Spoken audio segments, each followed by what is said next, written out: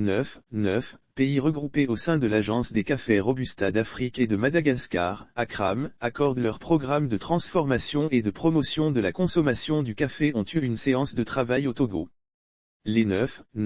pays regroupés au sein de l'Agence des cafés Robusta d'Afrique et de Madagascar, ACRAM, accordent leur programme de transformation et de promotion de la consommation du café.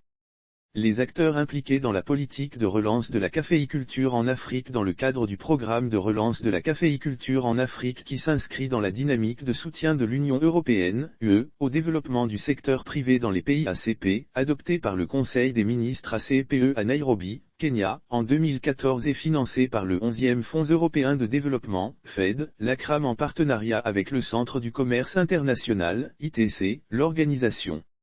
interafricaine du café, OIAC, et l'Organisation internationale du café, OIC, a organisé une table ronde le vendredi 27 mai 2022 à Lomé, Togo.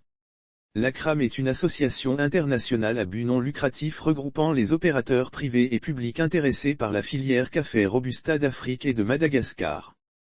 Les mots de remerciement de l'ambassadeur Ali Touré à l'endroit de l'État togolais. Les pays dont sont issus les membres sont, la Côte d'Ivoire, le Cameroun, le Gabon, la Sierra Leone, le Libéria, la Centrafrique, Madagascar, le Togo et l'Angola. L'objectif de cette rencontre était d'échanger sur les évolutions dans le secteur du café, ainsi que la sensibilisation des autorités des pays membres de l'ACRAM sur des pistes de solutions existantes pour développer une industrie de café viable et durable. D'entrée de jeu, l'ambassadeur Ali Touré a remercié Sevon Type Kodjo Adez, ministre du Commerce, de l'Industrie et de la Consommation du Togo pour l'avoir invité à cette importante rencontre en sa qualité de président du comité jeunesse, promotion et marketing de l'ACRAM. Lire aussi fixation du prix du cacao, Ali Touré, président de l'ICCO, fait d'importantes précisions. L'ambassadeur Ali Touré a par ailleurs félicité les organisateurs pour cette initiative et en a profité pour faire quelques observations et proposer des pistes de solutions. Selon lui, le revenu annuel de l'industrie du café est estimé à 200 milliards US et seulement 20% de cette cagnotte revient aux pays producteurs.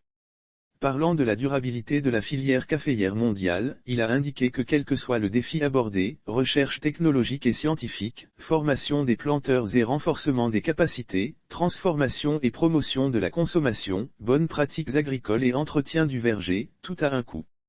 Aborder l'épineuse question de l'amélioration du revenu du producteur afin de pérenniser la caféiculture, on ne peut pas continuer à organiser des rencontres tant que le revenu du petit producteur ne fera pas l'objet de discussions sérieuses.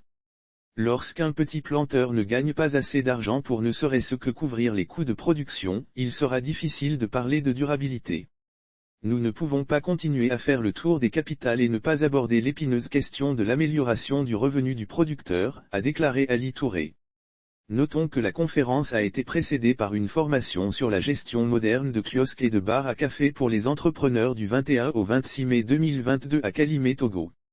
Les propositions du président de l'ACRAM en marge de cette rencontre, l'ambassadeur Ali Touré a eu un échange fructueux avec le ministre du Commerce, de l'Industrie et de la Consommation du Togo.